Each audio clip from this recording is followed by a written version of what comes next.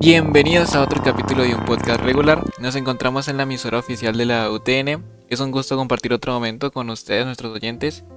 Hoy nos acompañan expertos en diversas áreas de la neurociencia: Alejandro, Sebastián, Mailén, Gonzalo y su queridísimo presentador el día de hoy, Alejandro Perdomo. El primer invitado del día de hoy que expondrá su tema es Alex Hernández, un ingeniero destacado de la Universidad Tecnológica Nacional. Nos hablará un poco del doping cerebral y algo de Neuralink. Está al otro lado de la llamada. Hola, Alex. Hola, sí, gracias por la presentación y darme la oportunidad de hablar acá en un podcast regular sobre el doping cerebral y algo relacionado sobre las neuroprótesis y Neuralink. Pero primero hagamos esta pregunta para arrancar. ¿Qué es el doping cerebral? Que suena algo impactante el nombre, ¿no? Sí, suena algo sacado de alguna película o de algún juego. Ahorita me viene a la mente como Cyberpunk y eso.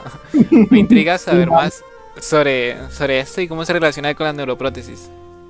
bueno, el doping cerebral implica el uso de estimulantes cognitivos para mejorar el rendimiento mental, como el Ritalin, que es un medicamento comúnmente utilizado para tratar el trastorno por déficit de atención con hiperactividad, que todo el mundo lo conoce como TDAH. Claro, el TDAH. Sí. Yo tengo amigos que sufren esta enfermedad, lamentablemente.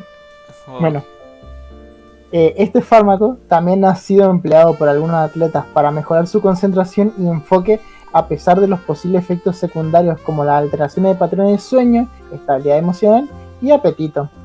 Aunque tenga estos efectos secundarios, el uso de tales sustancias no ha sido prohibido por la Agencia Mundial de Antidopaje, que es la WADA, pero hay un debate en curso si debería considerarse dopaje o no. ¿Qué opinas? Me gustaría oír tu opinión, la verdad.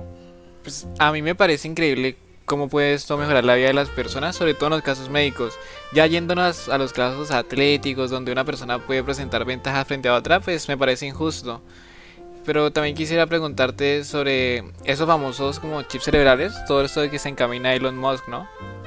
Ok, sí. Elon Musk, a través de su empresa Neuralink, ha desarrollado implantes cerebrales avanzados que podrían tener aplicaciones tanto recreativas como terapéuticas. Estos implantes tienen el potencial de permitir a las personas escuchar música directamente desde sus cerebros y Increíble. controlar, sí, mal, ¿no? Y también podrían controlar sus niveles de hormonas a tiempo, que podrían mejorar el razonamiento y aliviar la ansiedad, que eso a mí me serviría, la verdad. Sin embargo, Neuralink ha sido duramente criticada por presunta crueldad hacia los animales durante las pruebas, que serían las pruebas que le hicieron a los monos y a los cerdos y a otros mamíferos. Sí, yo he visto por internet esos videos donde están los monos resolviendo puzzles con los chips. ¿A ti qué te parece eso? ¿Te parece ético? O sea, esta noticia la presentan con muchísimo amarillismo y quería preguntarte, ¿qué te parece a ti? Y yo de verdad, de corazón, espero que a esos animales no les pase nada y que esta información sea exagerada para sacarle prestigio a la empresa, ¿no? Sí, sería lo mejor. Bueno, retomando, hay neurocientíficos que cuestionan las afirmaciones de la compañía sobre la capacidad de la tecnología, pero es indudable que estos implantes podrían cambiar la vida de millones de personas que tienen condiciones como parálisis, apoplegias, esclerosis lateral amiotráfica y pérdida de visión y audición. A ver, hablando de eso me suena como, o sea, la capacidad de devolverle el movimiento a aquellos que sufren de parálisis o restaurar la audición o la visión, me parece algo que suena algo milagroso, algo sacado de la Biblia. Sí, increíble cómo la tecnología llegó a generar estos milagros. Además, Neuralink también se enfoca en desarrollar interfaces cerebro-computadora, que son DSIs, con el objetivo de mejorar la calidad de vida de personas con discapacidades o lesiones neurológicas. Permite a los usuarios controlar dispositivos externos como brazos robóticos. Aunque la meta principal de Neuralink es ayudar a las personas con discapacidades, los BCI también podrían mejorar el rendimiento de personas completamente capaces, generando preocupaciones sobre la seguridad y la privacidad. Además, su uso en personas sin discapacidades plantea debates éticos sobre la mejora cognitiva y su aceptación en el deporte y en la sociedad en general. Cuando tú hablas de esto de las mejoras cognitivas, a mí me trae un debate de la aceptación de la sociedad, o sea, en general. Tipo, si la gente hace poco se negaba a ponerse una vacuna, ¿cómo podrían adaptarse a esto? Y también sobre si un chip te puede dar ventajas académicas. Por ejemplo, si tú le puedes dar a tu hijo un chip con el cual puede resultar mejor en la escuela, las personas que no la puedan obtener o que puedan sentir invadida su privacidad, pues se enteran en injusticia frente a los demás. Ahí está en cada uno ya. Porque hay empresas que hoy en día usan nuestros datos para otras cosas que no deberían o los venden al mejor postor. El mejor ejemplo es Facebook, que vendió datos de millones de usuarios a Netflix para que ellos usen esos datos para generar perfiles para crear series. ¿En serio? Cuestión, pienso que depende de cada uno y los padres deberían tener el poder de decidir por su hijo en estos temas y cada uno con su mayoría de edad que elija y compruebe los pros y contras. Y con todos los datos que robaron y todavía no son capaces de producir series buenas. Bueno, Alex, en un caso hipotético, ¿tú te pondrías un chip de estos? Sí, yo creo que sí. Bueno, retomando el desarrollo de los BCI como te estaba planteando, Neuralink podría transformar el campo de la neuroprótesis y la rehabilitación para permitir al usuario controlar estos dispositivos de una forma más natural. Fascinante todo lo que hablamos, ¿no? Sí, sin duda fascinante. Alejandro, se nota que es un tema que te apasiona. De hecho, hablando de nuestros nombres, por cierto, somos tocayos, ¿no? Tocayo, ¿qué es eso? O sea, es cuando dos personas comparten el mismo nombre. Por ejemplo, los dos que nos llamamos Alejandro. Ah, mira vos, se aprende algo nuevo todos los días, supongo. Bueno, gracias por darme la oportunidad para hablar de estos temas que me gustan. No, muchas gracias a ti por venir. Me duele dejarte, pero tenemos el otro invitado esperando. Siguiendo con esta línea, es lógico preguntarnos sobre estas prótesis, o mejor dicho, neuroprótesis, para esclarecernos más sobre qué son las neuroprótesis y darnos una información un poco más detallada. Tenemos en llamada al doctor Sebastián Cipettini. Hola, Sebastián. Hola, primero que nada quería agradecerte por darme un lugar en este espacio. Y bueno, para empezar a hablar de la neuroprótesis tendríamos que saber primero qué son, ¿no? Obviamente. Este tipo de prótesis son un dispositivo médico que están diseñados para poder interactuar directamente con el sistema nervioso con el objetivo de restaurar y mejorar funciones neurológicas que se hayan visto afectadas debido a lesiones o enfermedades que pueden llegar a sufrir las personas. Eso entiendo cómo puede mejorar a las personas, pero a mí me intriga cómo es que estas prótesis se comunican con el cuerpo. Me parece muy interesante lo que me preguntás. Las neuroprótesis se comunican con neuronas de manera individual, con nervios periféricos o áreas específicas del cerebro para poder interpretar señales eléctricas y enviarlas de vuelta al sistema nervioso. Estas técnicas se están estudiando con el fin de dotar movilidad a personas parapléjicas, amputadas o con dificultades motrices. Qué tema tan impactante. Ponerse en lugar de una persona que se encuentre en una situación tan complicada es difícil, pero también es esperanzador que la tecnología los pueda ayudar a soportarlo. Te pregunto, ¿desde cuándo se gestó esa idea? O sea, es evidente que es un campo que ha evolucionado enormemente con el tiempo. Es un tema muy importante para la sociedad y algo más importante aún para quienes lo necesiten, ¿no? Para entender la historia se tienen registros que desde 1980 se vienen realizando experimentos de este tipo y con la mejora del material también, del material informático me refiero, se impulsó mucho este campo en la actualidad. Primero se empezaron experimentos en animales de los cuales se tiene un registro que fue cerca del 2007 y ayudaban a mejorar las funciones de los mismos. Desde el 2007, con tanto tiempo de investigación, ¿nos podrías contar un poco más sobre las diversas aplicaciones que se han estado explorando? Claro, tienen varias formas de aplicaciones. Gracias al avance tecnológico se pueden utilizar, por ejemplo, como prótesis motoras, las cuales ayudan a las lesiones de la médula espinal u otras condiciones de movimiento, ¿no? También tenemos implantes cocleares para la pérdida auditiva, neuroestimuladores que envían los impulsos eléctricos a ciertas partes del cuerpo para poder tratar condiciones como el Parkinson, la epilepsia o la depresión.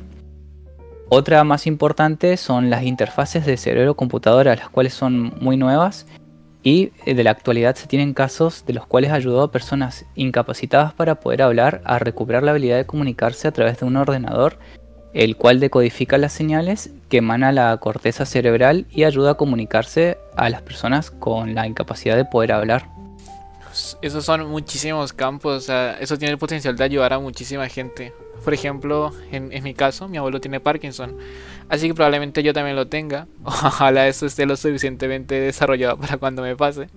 Pero no solamente por mí, por ejemplo lo que dices de las ayudas a la audición. En la época moderna cada vez las personas tenemos más el problema de la audición, así que esto tiene un potencial increíble.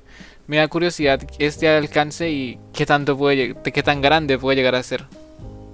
Claro, en la actualidad existen muchas dificultades de las cuales anteriormente nosotros no teníamos una solución para esto.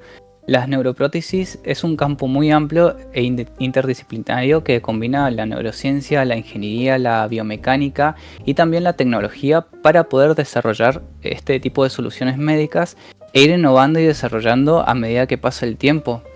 Va encontrando múltiples soluciones a problemas más grandes que antes no teníamos la oportunidad siquiera de plantearnos, ¿no?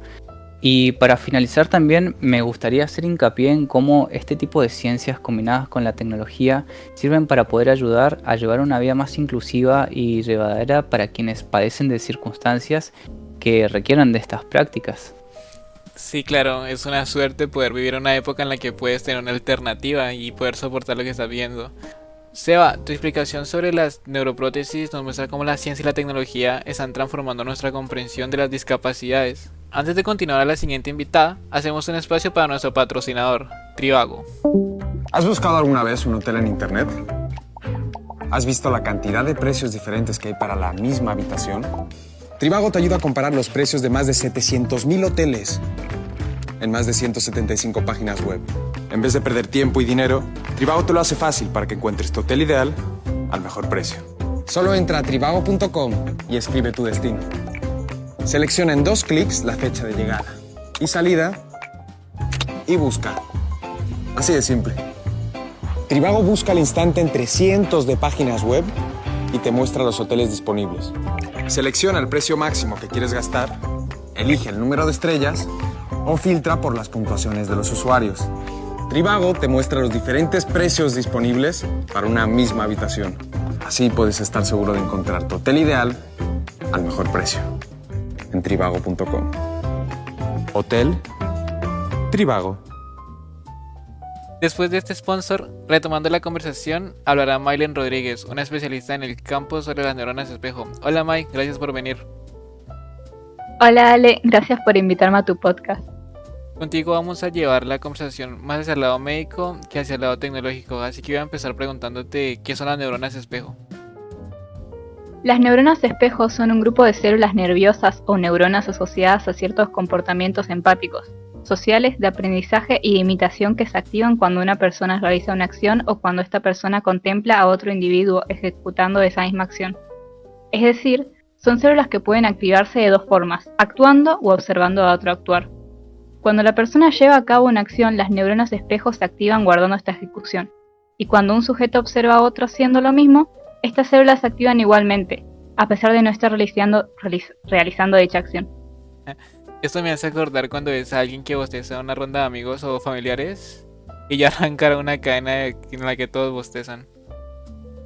Claro, o como cuando una persona empieza a llorar y nosotros no hacemos lo mismo desde el principio, sino que conforme va contando su historia, su llanto nos contagia y también empezamos a llorar. O sea que estas neuronas son importantes para el desarrollo de la empatía y la idea de sociedad. ¿Y eso exactamente por qué ocurre? Seguramente lo que pasó en el lapso desde que empezó a llorar hasta que yo lo hice es que algunas neuronas espejaron el sentimiento de la otra persona. Y una vez que esto ocurre, empiezan a convencer a otras de que se sumen al espejo. El grupo de neuronas espejo crece a través de un proceso de reclutamiento que al progresar en el tiempo va formando un ensamble, que al alcanzar un tamaño crítico promueve la conducta "ahora yo lloro con vos", y el otro se siente empatizado por mí. Juntos lloramos, nos desahogamos, nos tranquilizamos y nos sentimos mejor. Nos percibimos comprendidos. Por algo se consideran la base de la empatía. Se acercan a los problemas de los demás, nos permiten crear lo que se conoce como identidad con los demás. Claro, entonces eso significa que son fundamentales para nuestras relaciones en sociedad. Claro, mediante que se forma la empatía que influye significativamente en el establecimiento y mantenimiento de las relaciones interpersonales, despierta la confianza en uno mismo, aumenta la apertura al mundo y la capacidad de gestión de las personas, mejora el trabajo en grupo y la capacidad de resolver las crisis de forma constructiva. Ya que el papel fundamental de estas neuronas es el de proveer de un marco neurofisiológico que permita entender las acciones, los gestos y las manifestaciones conductuales del otro. Así como ese ejemplo que tienes sobre ver llorar a alguien más y contagiarte, ¿tienes algún otro ejemplo para compartir? Sí, otro ejemplo es de las conductas manifestadas por padres e hijos que se consideran idénticas. Esta similitud parece ser el resultado de un proceso de imitación, ya que cuando somos chicos aprendemos a interactuar con el entorno a través de observar e imitar los rasgos de la conducta expresada por las personas con quienes convivimos. Dicho proceso de imitación es facilitado por las neuronas espejo. Si una madre gesticula mucho al hablar, es probable que alguno de sus hijos también lo haga. O si un padre mueve mucho las manos cuando conversa, sus hijos también tenderán a hacerlo de manera inconsciente, ya que si la imitación es consciente deja de estar relacionada con estas neuronas. ¿Y qué pasa si no se desarrollan correctamente esas neuronas? ¿Me convierto en un psicópata?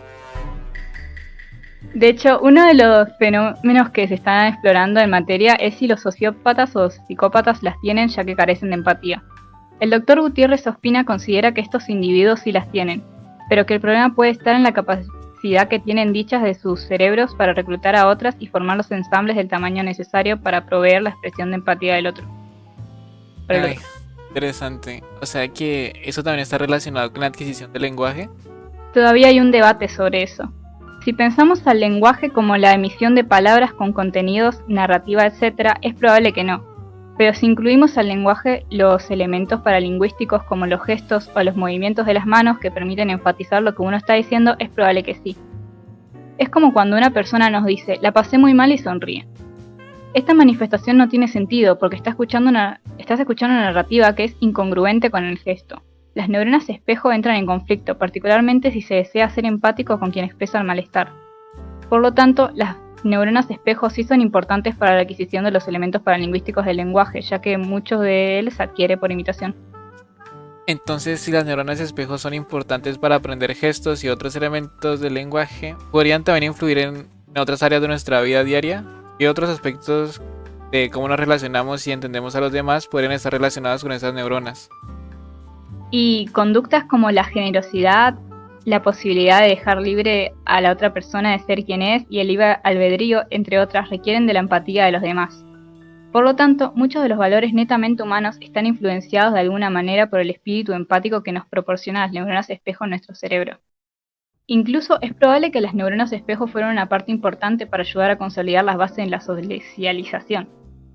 Esto porque si uno no se liga a la sociedad, las posibilidades de sobrevivir ante cualquier evento son muy bajas. Es decir, como especie humana, desde chicos dependemos de alguien y para involucrarnos con la sociedad necesitamos adaptarnos, lo cual se logra siendo empático, proceso en el que este tipo de neuronas están involucradas, ayudándonos a resolver sus problemas. Y aquí hablas sobre las bases de la sociedad, también implicaría el aprendizaje, ¿no? O sea, hablaste antes de cómo los hijos imitaban a sus padres. ¿Estas neuronas también estarían involucradas en el aprendizaje o es simplemente un reflejo? Sí, es un punto importante sobre todo en la crianza de los chicos, reforzando aquel concepto de que los más chicos aprenden por lo que ven más que por lo que escuchan. Estas neuronas al reflejar el comportamiento de otros permiten que las personas puedan imitar, aprender y sentir empatía.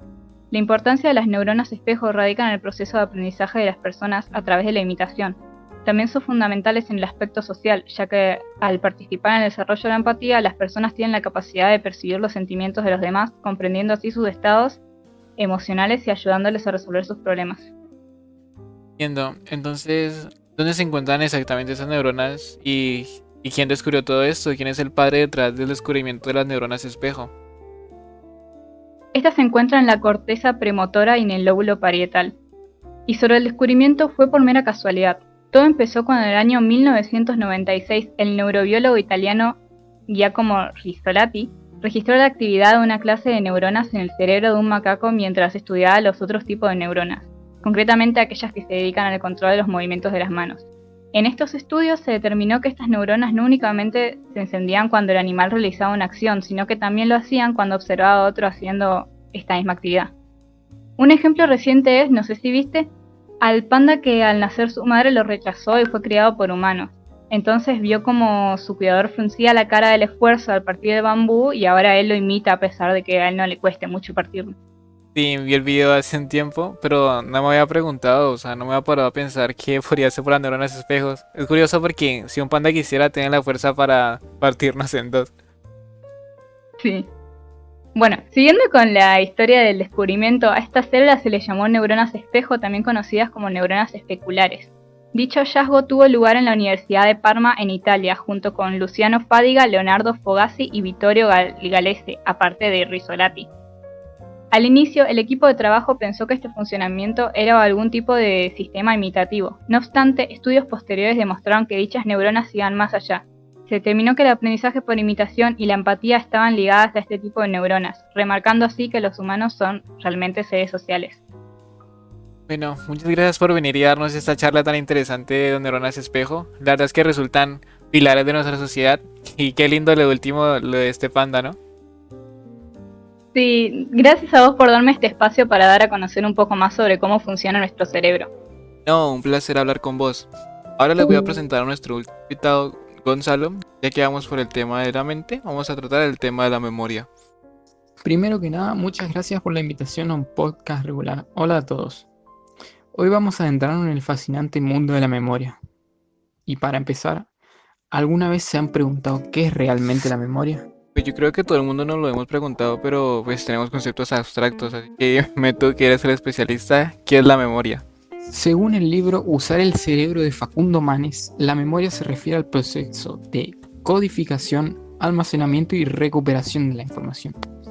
Siguiendo con esto, la memoria puede clasificarse de manera general en dos tipos. A la memoria relacionada con actos conscientes la llamamos memoria explícita o declarativa, y a la relacionada con los reflejos condicionados o habilidades motoras que no dependen de un pensamiento consciente la llamamos memoria implícita o procedural. Ahora, profundizando un poco más en la memoria explícita, esta se divide en dos sistemas. El primero es el almacenamiento y recuerdo de experiencias personales ocurridas en un tiempo y lugar particular. Por ejemplo, recordar el día en que nació nuestro hijo o que egresamos de la escuela secundaria. A este tipo de memoria se la denomina memoria episódica. El segundo sistema es el almacenamiento permanente de conocimientos representativos de hechos y conceptos, así como palabras y sus significados. Por ejemplo, saber que París es la capital de Francia o a qué nos referimos cuando decimos la palabra vaca. A este tipo de memoria se la denomina memoria semántica. ¿Y recordar qué vendría siendo? Recordar en sí mismo no es una sola habilidad, sino un proceso conformado por diversas habilidades o capacidades. La capacidad de recordar algo, como dijimos anteriormente, involucra tres fases diferentes: la codificación, el almacenamiento y la recuperación. Si no se entienden los conceptos, a algunas personas les ayuda a pensar esto como el acto de incorporar, procesar y encontrar un libro en una voluminosa biblioteca. Veo que hablas mucho sobre codificar, almacenar y recuperar. ¿Podrías explicarnos a qué te refieres a mí y a la audiencia? La codificación es el primer paso en la creación de un recuerdo. Es como cuando un bibliotecario recibe un nuevo libro, le asigna un código y lo registra en el catálogo en el lugar que le corresponde. En términos de memoria, la codificación es el proceso de incorporar y registrar información. El almacenamiento es que una vez que la información ha sido codificada, necesita ser almacenada para que podamos acceder a ella más tarde. Siguiendo con la analogía de la biblioteca, es como si el libro fuera colocado en los estantes de la sección correspondiente de la misma. De manera similar, nuestro cerebro almacena la información en un lugar que sea fácil de encontrar para hacer más eficaz este proceso. Por otro lado, la recuperación es el proceso de recobrar el recuerdo cuando resulta necesario. Al igual que cuando una persona quiere un libro en una biblioteca, tiene que buscar en el catálogo, encontrarlo en el estante y tomarlo para sí mismo. Un aspecto importante a tener en cuenta es que, a diferencia de una biblioteca, en la memoria el tiempo que pasa entre la incorporación de la información y su requerimiento juega un papel preponderante. Cuanto más tiempo pasa, más difícil puede ser recuperar los recuerdos. O sea, esos vendrían siendo los procesos. Pero ¿cómo podemos dividir la memoria? Tipo, es muy diferente la memoria de, por ejemplo, aprender a multiplicar a la memoria de que comió ayer. Claro, no hay problema. La memoria de trabajo, o también llamada inmediata, es la memoria que se utiliza para la información que ha sido presentada hace unos segundos. Por ejemplo, cuando miramos un número de teléfono y lo mantenemos en la mente, solo el tiempo indispensable para poder marcar. También nos sirve para hacer un cálculo mental o para comprender un enunciado complejo. La memoria a largo plazo nos sirve para almacenar la información hasta que se la necesite. Esta memoria se divide en diversas partes e incluye a la memoria diferida, la memoria reciente y la memoria remota. ¿Y cuál sería la diferencia entre cada una de esas? Bueno, por ejemplo, la memoria diferida es la memoria para los eventos que pasaron o la información que ha sido presentada hace unos minutos. Usamos estas memorias si, en el ejemplo anterior, hubiésemos hecho el esfuerzo de retener el número de teléfono y recordarlo media hora después. Por otra parte, la memoria reciente es la memoria que se encarga de los eventos que pasaron o la información que ha sido presentada hace unos días. Por ejemplo, lo que hicimos este último fin de semana. Y por último, la memoria remota. Es la memoria para los eventos que pasaron o la información que ha sido presentada hace unos años. Por ejemplo, las cosas que sucedieron cuando íbamos a la escuela primaria. Ahora, retomando con la división de la memoria en general, queda la memoria prospectiva.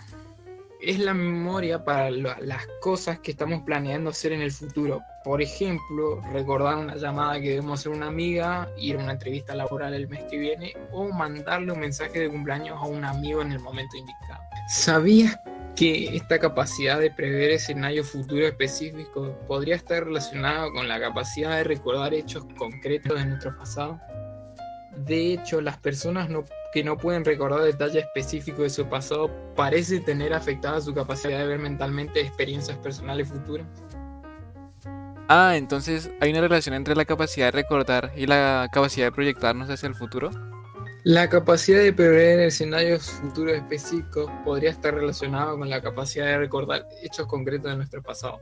De hecho, las personas que no pueden recordar detalles específicos de su pasado parecen tener afectada su capacidad de ver mentalmente experiencias personales futuras. Interesante todo lo que nos contaste hoy. Antes de terminar, gracias por venir y ¿tienes algo más que aportar? No, gracias a vos por la invitación y sin nada más que agregar, yo soy Santillán Gonzalo, ingeniero del UTN. Un saludo a todos los espectadores del programa, un abrazo grande y como corresponde, Ciencia Siglo XXI. Bueno, y así terminamos nuestro programa. Un programa un poco diferente porque tuvimos 5 invitados y pasaron muy rápido. No pudimos tener mucho tiempo con cada uno de ellos. Aunque abarcamos muchísimos temas, el doping cerebral, la memoria. Espero que esto los haya iluminado un poco en esos temas. No olviden suscribirse para no perderse de futuras discusiones. Y hasta la próxima. Esto ha sido un podcast regular.